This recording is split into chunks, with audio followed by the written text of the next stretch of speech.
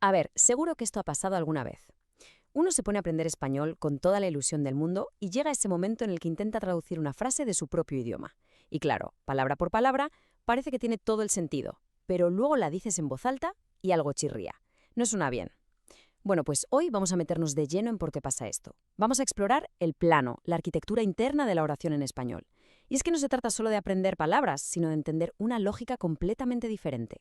Vamos a ver por qué la traducción directa es una trampa y, lo más importante, cómo podemos empezar a construir frases pensando directamente en español para que suenen de verdad naturales. Vamos a empezar con un ejemplo muy concreto. Fijaos en esta frase: eres una amable amiga.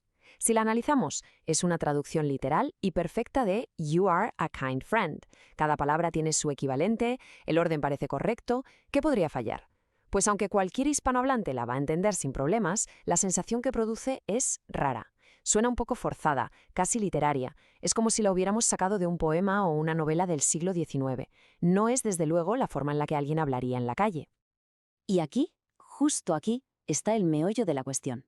¿Por qué son así? Tan poético, tan dramático. Pues porque aunque el significado está claro, la estructura, el esqueleto de la frase no es el que usamos en el día a día. Esto nos lleva a una verdad importantísima cuando aprendemos un idioma. Traducir palabra por palabra es como intentar construir un mueble de IKEA con las instrucciones de otra marca.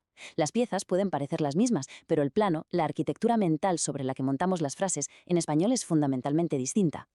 Así que, ¿qué vamos a hacer hoy? Pues vamos a realizar una especie de viaje al corazón de la oración en español. Empezaremos por lo fácil, por lo que ya nos suena, el plano compartido, pero a partir de ahí nos desviaremos para explorar los puntos clave. Veremos cómo algo tan simple como mover un adjetivo de sitio puede cambiarlo todo. Descubriremos por qué en español los pronombres se agrupan de una manera muy particular antes del verbo. Y por supuesto, nos enfrentaremos al famoso verbo gustar y su lógica invertida. El objetivo final es que al terminar tengamos las herramientas para dejar de traducir y empezar a construir. Venga, pues vamos a empezar por los cimientos, por lo que nos une. Y la buena noticia es que en lo más básico, en las frases afirmativas sencillas, el español y muchísimos otros idiomas, como el inglés, comparten el mismo esqueleto. Esto es genial, porque nos da un punto de partida sólido, un terreno que ya conocemos y desde el que podemos empezar a explorar con confianza todo lo que es diferente. Esta estructura base se conoce como sujeto-verbo-objeto, o SVO por sus siglas. Es la fórmula más básica y universal para comunicar una idea. Pensémoslo así, es una secuencia lógica. Primero decimos quién o qué hace algo, el sujeto. Después decimos qué es lo que hace, el verbo, la acción. Y finalmente decimos sobre qué o quién recae esa acción, el objeto. Es un patrón súper intuitivo y es nuestra zona de confort, nuestro campamento base. Un ejemplo de libro, nunca mejor dicho. Juan comió una manzana. El orden es idéntico al de John ate an apple. Tenemos un sujeto, Juan, un verbo, comió, y un objeto, una manzana. Todo en su sitio, todo predecible. Este es nuestro plano compartido, la base firme sobre la que vamos a construir. Pero ahora que ya estamos cómodos, es el momento de ver dónde empiezan las curvas, dónde la arquitectura del español empieza a tomar su propio camino. Y aquí damos nuestro primer paso fuera de esa zona de confort. Vamos a meternos con la primera gran diferencia, la que a menudo delata a un hablante no nativo, la posición de los adjetivos.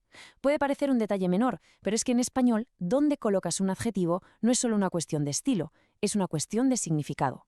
Es fundamental para sonar natural. La regla general, la más importante, es justo la contraria a la del inglés. En español, la mayoría de los adjetivos que describen una cualidad, que nos dicen cómo es algo, van casi siempre después del sustantivo. Por eso decimos el perro blanco y no el blanco perro. La lógica es, primero te presento el concepto principal, el perro, y una vez que lo tienes en la cabeza, te añado la información extra, su cualidad, blanco.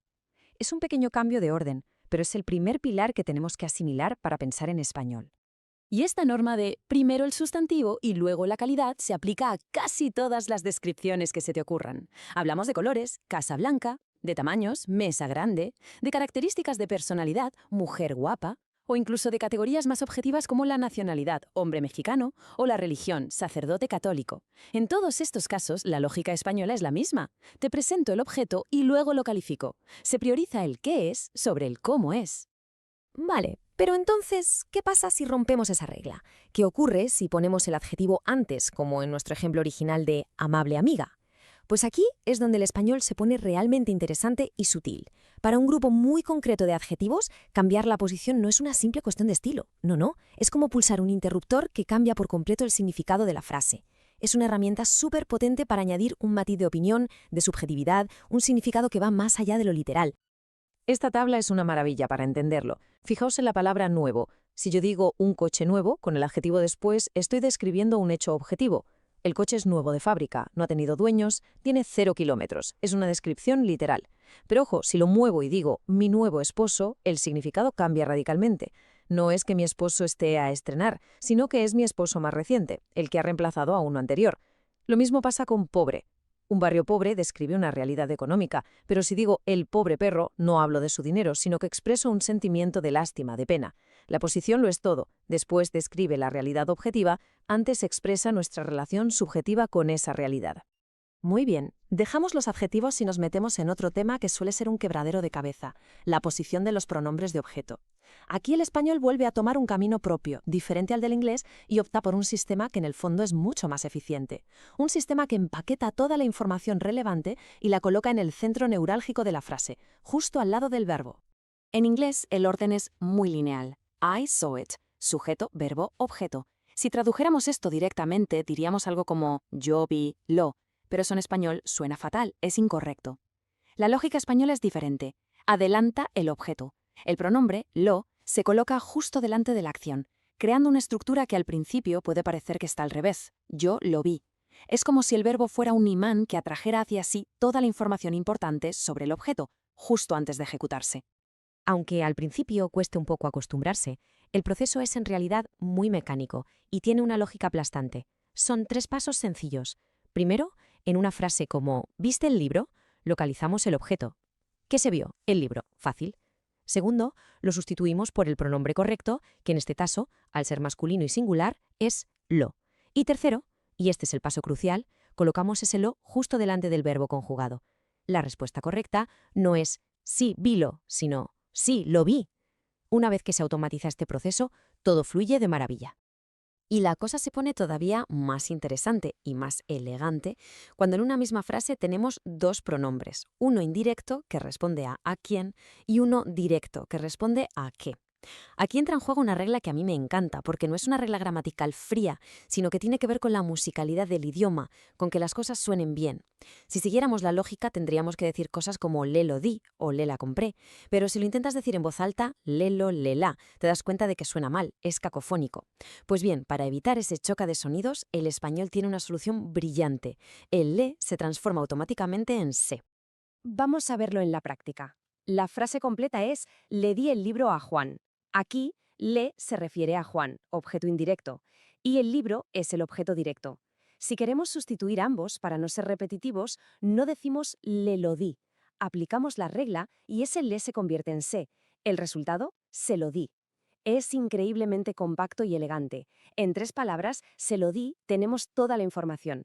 ¿Quién lo hizo? Yo, implícito en el verbo di. ¿Qué se dio? El libro, representado por lo, y a quién se le dio, a Juan, representado por se. Esto demuestra perfectamente esa tendencia del español a agrupar la información en torno al verbo. Y con todo esto hemos llegado a la desviación final, para muchos la más difícil, la más extraña. Los verbos como gustar. Para entender de verdad cómo funcionan, no nos sirve con ajustar un poco el plano que tenemos en la cabeza. No, tenemos que tirarlo a la basura y empezar de cero, con una perspectiva completamente nueva, una forma diferente de ver cómo funcionan las emociones en el lenguaje. En inglés, la frase I like apples sigue la estructura SVO que ya conocemos. Yo, sujeto, disfruto de, verbo, las manzanas, objeto. Si intentamos calcar esto en español, diríamos yo gusto las manzanas, una frase que además de ser incorrecta suena rarísima. De hecho, significaría algo parecido a que yo tengo buen sabor para las manzanas. Para expresar esta idea tan simple, el español le da una vuelta de tuerca total a la lógica. Aquí está el secreto, la llave que abre esta puerta. La traducción literal de me gustan las manzanas no es I like apples, sino algo más parecido a the apples are pleasing to me.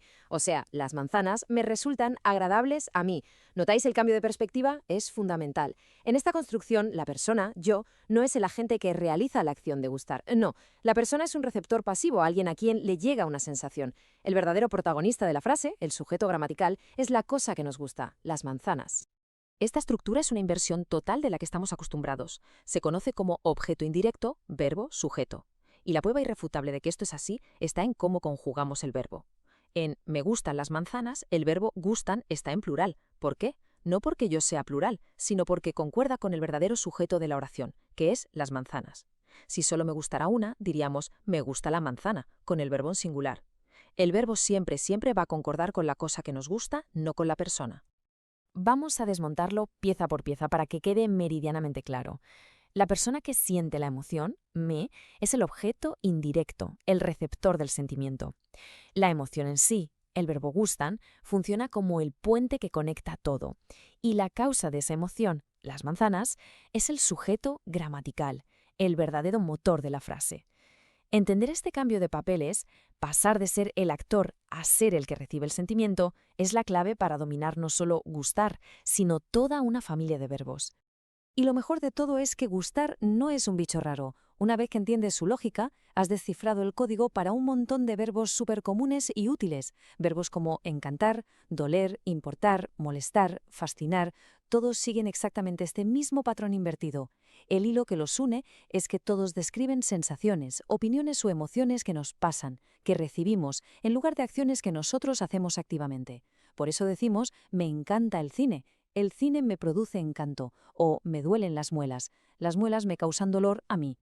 Muy bien, después de este viaje por las estructuras del español, ¿con qué nos tenemos que quedar? Pues con la idea de que aprender español de verdad implica un cambio de mentalidad. No se trata solo de memorizar listas de vocabulario, sino de asimilar una nueva forma de organizar el pensamiento y la realidad. La gran conclusión final es esta. En la arquitectura de la frase en español, el verbo es el rey. Todo gira a su alrededor. A diferencia de idiomas como el inglés, que depende de un orden de palabras muy estricto, el español es mucho más flexible y dinámico. Usa la conjugación, la posición de los pronombres, la de los adjetivos, no solo para transmitir un significado básico, sino para añadir matices, énfasis y una riqueza de detalles que a menudo se pierden en la traducción literal.